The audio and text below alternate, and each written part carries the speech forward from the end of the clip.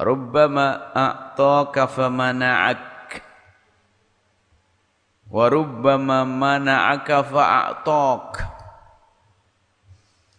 Membangun keimanan, keyakinan dan husnudzon kepada Allah dan menumbuhkan rasa harap kepada Allah Subhanahu wa taala. Rubbama a'tak, barangkali Allah memberimu, famana'ak, sebelumnya telah melarangmu, memberimu sebelumnya telah menghalangimu. Wa rubbama mana'ak, kadang mungkin Allah melarangmu, menghalangimu, tapi sebetulnya fa'atak, memberikan kepadamu. Kita itu punya pandangan sempit banget. Kadang-kadang pandangan kita di samping sempit lupa Allah. Aku targetku harus dapat sana, terus aku harus dapat itu. Kemudian oleh Allah halangi. Kadang di saat Allah menghalangi, justru Allah akan cepat sampaikan kita ke sana. Atau di saat Allah memberi, kadang justru di saat Allah memberi itu sebenarnya menghalangi daripada kita cari. Nah ini contoh,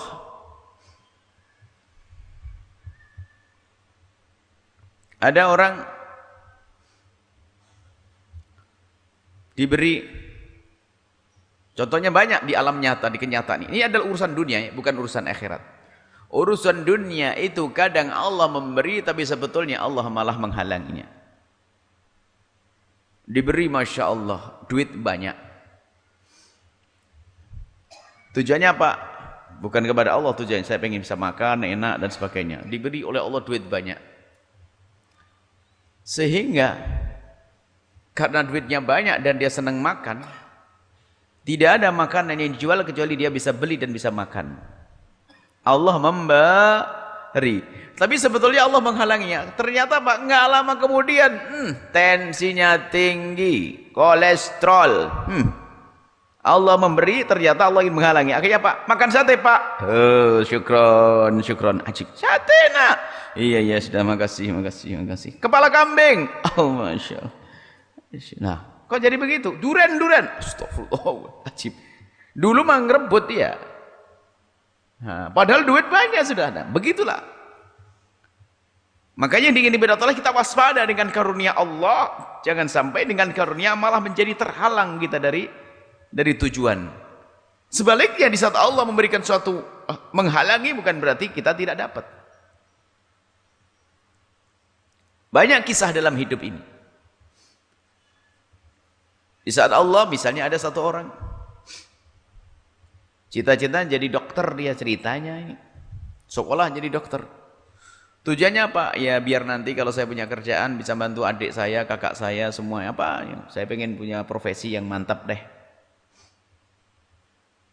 Tak taunya apa? Enggak lulus jadi dokter.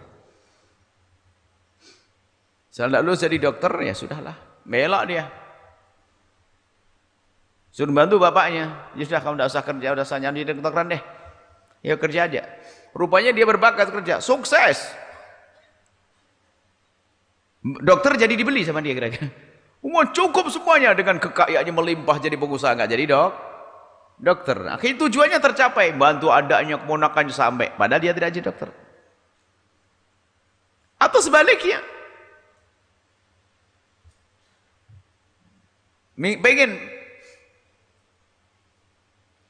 Banyak di antara hamba-hamba Allah ini di saat diberi oleh Allah karunia urusan dunia ini, justru menjadi dia itu terhalang dari kebaikan yang lainnya.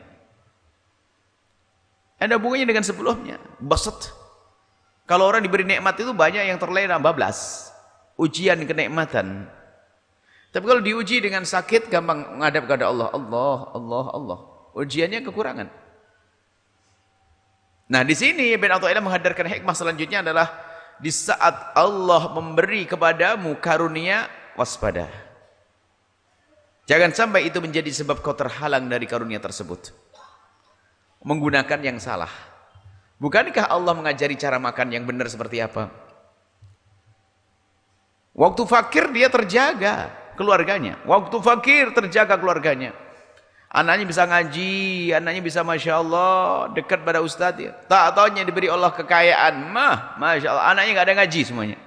Dikasih mobil satu-satu, jangankan ngaji, dipanggil sebentar aja nggak mau. Ya penting bah, perlu bah, hilang, kayak mobilnya. Gara-gara kaya, ternyata Allah halangi segala kebaikan. Na'udzubillah. Maka mari kita sadar, jangan sampai karunia yang Allah berikan kepada kita itu ternyata penghalang kepada hakikat karunia. Dan sebaliknya, di saat Allah menghalangi kita, menghalangi sesuatu yang kita harap, kita hendaknya berprasangka baik kepada Allah. Allah Maha Kasih. Allah tidak perlu dengan sarana kalau ingin memberi kepada kita, langsung ngasih pun bisa. Sehingga sarana yang selama ini kita yakini itu hanya sarana sunnatullah untuk manusia. Saya meniti, saya ingin mendapatkan itu, jalannya sih, tak tahu ya mentok, bukan berarti nggak dapat. Itu kan menurut hitungan kita, kalau saya ke sana harus pakai ini. Kalau aku mendapatkan itu harus kerja begini, ternyata apa? Kerja saya gagal, mentok. Khusnudzon bukan berarti Allah menghalangi kita dari nikmat tersebut. Allah akan hantarkan dengan cara yang lain. Nah ini kita itu sering kepada Allah itu mudah berprasangka buruk. Di saat diberi karunia terlena. Kalau sudah mendapatkan kurang, Allah telah menghinakanku. Wah, Allah menghinakanku. Fakir, melarat, nyungsep. Mana kasih sayang Allah? Kurang ajar kepada Allah. Padahal justru di saat dia diberi kekurangan, hakikat kasih sayang Allah. Karena dia nggak mampu kalau dia kaya. Allah sayang kepada dia.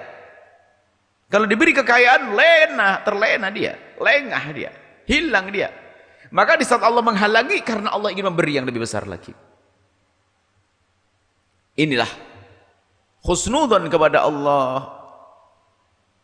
Atas apa yang Allah berlakukan kepada kita, ini penting banget. Termasuk di dalam maksiat, bukan kita berbuat maksiat, tidak. Kalau sudah orang melakukan maksiat, segera kembali kepada Allah. Ya Allah, aku kepleset dalam kemaksiatan, ya Allah. Nah, kemaksiatan. Dan kami mohon, ya Allah, berikan kepada kami kesadaran. Dan jangan sampai kami sombong dengan kemaksiatan kami ini, ya Allah. Kami ingin dekat kepadamu. Gara-gara maksiat.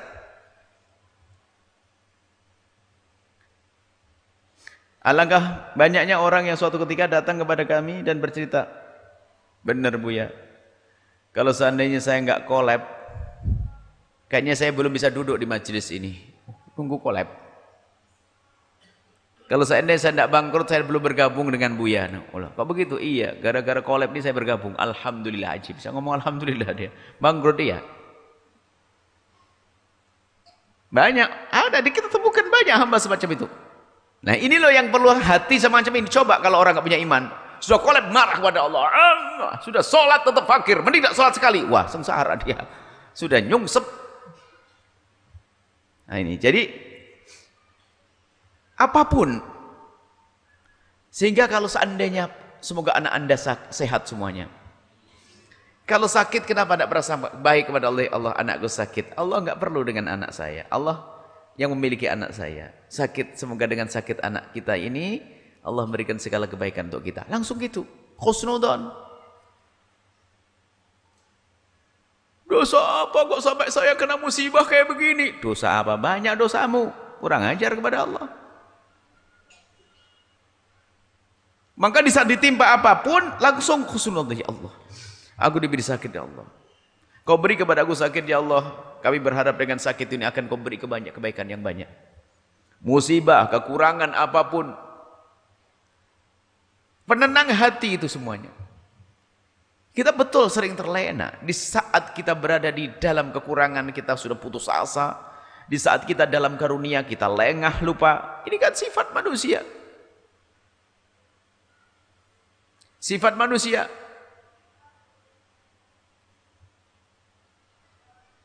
Kalau diuji kena nikmat langsung mengatakan, wah Rabbi akraman, Allah telah muliakanku, diberikan dunia. Tapi lengah. Kalau diberi ujian dan tidak baik langsung ahanan, Allah telah menghinakan aku. Nah ini musibah. Lihat ahli iman indah sekali. Di saat diberi Allah karunia, dia sadar, bahkan dia waspada. Kembali kepada hikmah sebelumnya, enggak terlena dia. Karunia yang Allah berikan kepadanya, dia tahu Allah memberikan kepadaku rizki karena Allah sayang kepadaku, agar aku gunakan rizki ini untuk kepadanya. Seperti seseorang yang memuliakan Anda, ingin kedatangan Anda, sahabat karib Anda, ibu, sahabat karibku, datang ke rumahku bu, ya, jangan repot, saya kirim mobil, kan begitu. Artinya mobil ini adalah untuk Anda datang kepada orang tersebut, ini dengan manusia. Kan begitu kalau kita muliakan orang. Ayo cepat kirimi mobil biar bisa datang enak. Di mobilnya harus ada air, ada minuman, pokoknya perjalanan nyaman. Ini kirim mobil itu biar datang. Kalau Anda pakai mobilnya keliling jalan-jalannya marah. Itu dengan manusia. Allah tidak memberikan kekayaan kepada Anda sesungguhnya kecuali karena Allah ingin Anda kembali kepada Allah dengan kekayaan Anda. Bahkan disebutkan dalam satu riwayat, di saat kalau Allah mencintai seorang hamba, kadang diberi oleh Allah ujian sakit karena Allah ingin mendengar kalau dia mengucapkan kalimat ya Allah, ya Allah, ya Allah. Allah sayang kepadanya. Makanya bagi ahli iman itu aman-aman saja. Di saat dihalangi oleh Allah dari sebuah nikmat, dia nggak pernah prasangka buruk kepada Allah. Bahkan yakin Allah akan mengganti yang lainnya.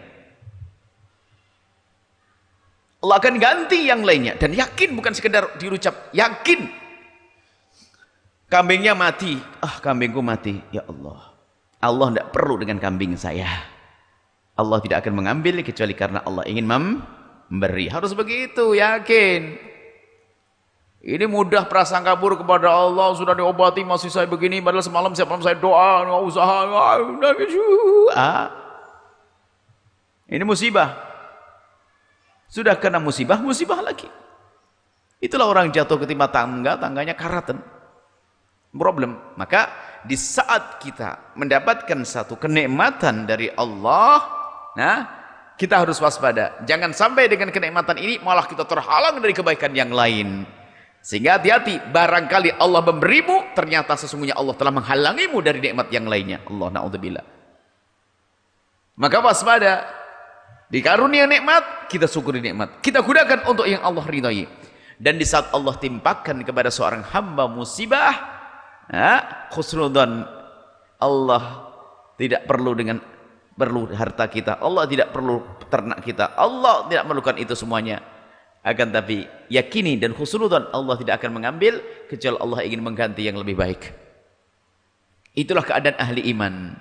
Tidak akan mudah terpuruk dengan sebuah ujian dan tidak akan melambung lalu sombong karena sebuah karunia. Orang beriman yang sesungguhnya. Tapi makanya oleh Ibn Athaillah ini hikmahnya ini diulang-ulang, ada kemiripan, memang ada perbedaannya tapi mirip-mirip. Karena hal ini hal penting sekali.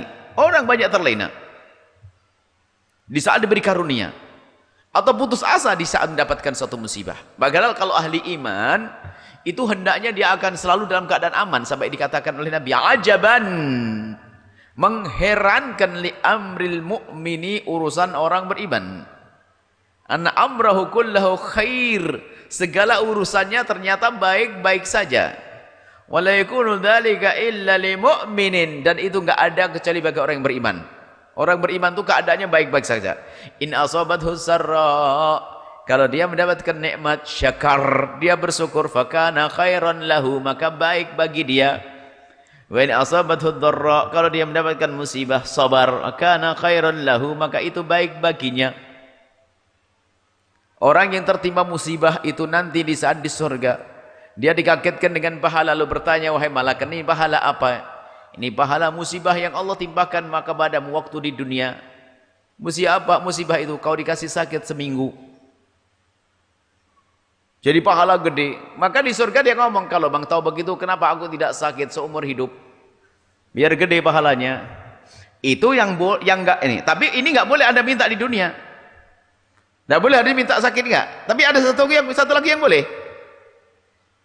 Jadi di surga nanti ada orang nyesel, tapi bukan nyeselnya susah.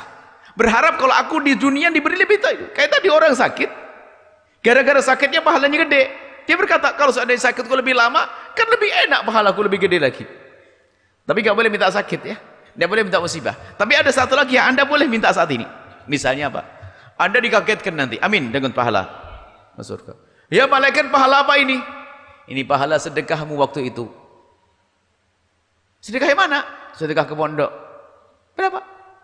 5 juta. Ya Allah, kalau tahu begini akan aku habiskan uangku untuk sedekah, untuk kebaikan. Nah, ini boleh mau masih hidup.